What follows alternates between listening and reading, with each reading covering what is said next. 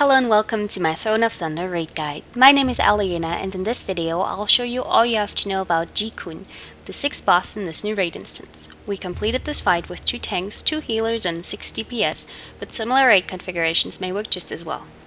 Ji-Kun is a very mobile single-phase fight with a focus on ad control. Ji-Kun will attempt to hatch hatchlings from nests littered around the main platform throughout the fight. The eggs go through different stages of life: young egg, hatchling, fledgling, mature egg, and juveniles. Your goal is to kill them somewhere around the fledgling stage. This requires a DPS split. You should assign 2 to 3 DPS to take out any nests, ideally one of which is a hybrid able to heal a little. We sent an elemental shaman and a shadow priest. The rest of your raid can stay on the main platform and deal with Ji-Kun herself. Upon engaging, your first tank should pull her around to face away from the raid. Your melee should be spread out while still remaining in hitbox range, and your ranged DPS and healers should spread out around the room. Ji-Kun herself doesn't have many abilities. Every time she hits a tank, they gain a dot debuff called Infected Talons, which deals stacking dot damage and lasts for 10 seconds.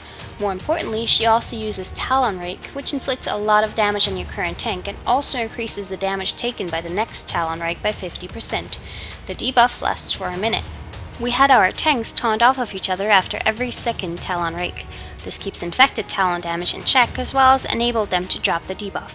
Talon Rake happens about every 20 seconds, but they are delayed by other channeled abilities Ji-Kun possesses, so sometimes they can be up to 40 seconds apart. About every minute, Ji-Kun will cast Quills. This is an 8-second channeled ability that inflicts heavy rate damage. Healers need to be aware of this and should use defensive cooldowns such as Spirit Shell and Revival, and people currently killing nests must make sure to either heal and survive through it on their own, or bring a healer with them when Quills coincide with nests. Every 90 seconds, Ji-Kun uses Downdraft. This is a strong current that originates from Ji-Kun herself, and will attempt to push your raid off the platform.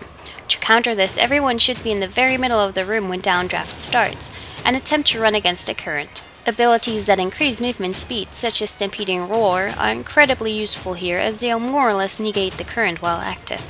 Throughout the whole fight, Ji-Kun will use Call. This targets 2 random non-tank raid members and inflicts 300k physical damage to them and anyone within 8 yards of them.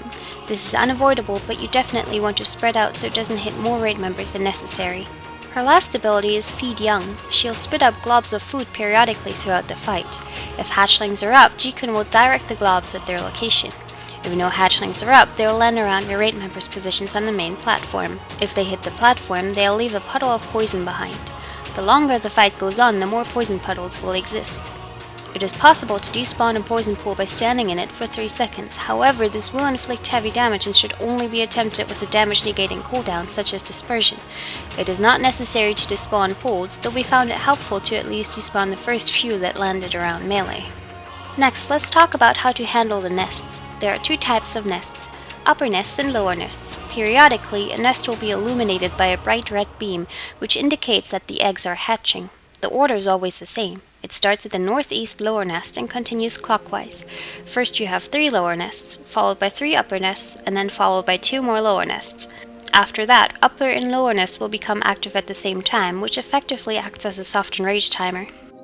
The lower nests will have young eggs in them. Young eggs will over time turn into hatchlings, then fledglings, then lay mature eggs which turn into juveniles. You want to kill them around the time they're hatchlings or fledglings. If you take any longer than that, you should consider adding another DPS to your egg team. Upper nests start out with mature eggs, which need to be killed in egg form or shortly after. Juveniles will fly away after hatching, so they must die before that happens. Juveniles will attack your raid with Cheap, which deals 200k AoE damage. This on top of Ji-Kun's other abilities can quickly overwhelm your healers. When an egg or a hatchling from a lower nest is killed, it leaves behind a feather. Raid members can walk over the feathers to gain a special action button that will allow them to fly for 10 seconds. This has a 15-second cooldown, so you must touch down periodically. Picking up a feather will allow you to fly 4 times and gives you a debuff that keeps you from picking up another feather for a minute. The flying buff should be used to fly back up from lower nests to the main platform, and later on to fly to the first upper nest, and then from upper nest to upper nest. Upper nests do not drop feathers, so you must conserve stacks to get through all 3 upper nests. Quills will coincide with the second lower nest, the first upper nest, and the third upper nest. Hybrid DPS should be able to heal themselves through this, but you can bring a healer along if you think it necessary. Your nest killers should all pick up a feather on the first lower nest, and then pick up another feather at the third lower nest. You will need a full 4 stacks of the flying buff. One to fly to the main platform, another one to fly up to the first upper nest, the third to fly to the second upper nest, and the last one to fly to the last upper nest.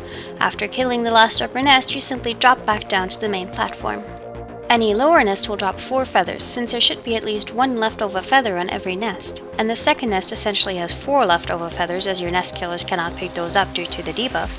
Some of your main platform DPS can drop down to the nest to pick those leftover feathers up.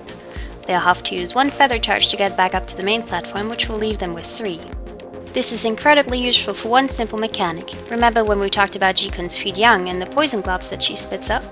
If a raid member intercepts one of these globs in mid-air, they gain the primal nutrient buff, which increases damage by 100% and healing done by 30% for 30 seconds. This effect stacks up to 200%. While it isn't necessary to grab this buff in the normal mode, it is incredibly helpful to have on a few DPS, and might mean the difference between a kill or a wipe. We decided to kill the first 6 nests and then had our nest killers return to the main platform to burn the boss, who was at 30% health at that point. This is an ideal time to use Bloodlust. Ignoring nests means you will have to deal with juveniles for the last stretch of the encounter, so defensive cooldowns should be employed. If you do not think burning the boss is feasible for your raid, your nest killers can simply keep killing nests 7 and 8 in much the same order as before. The most important part of this fight is for your nest killers to understand and execute their roles. If nests die in a timely manner and everyone stays alive, this is a fairly straightforward fight. I'm putting a link to the whole encounter into the video info in case you want to see how we dealt with the various mechanics in detail. Good luck and have fun!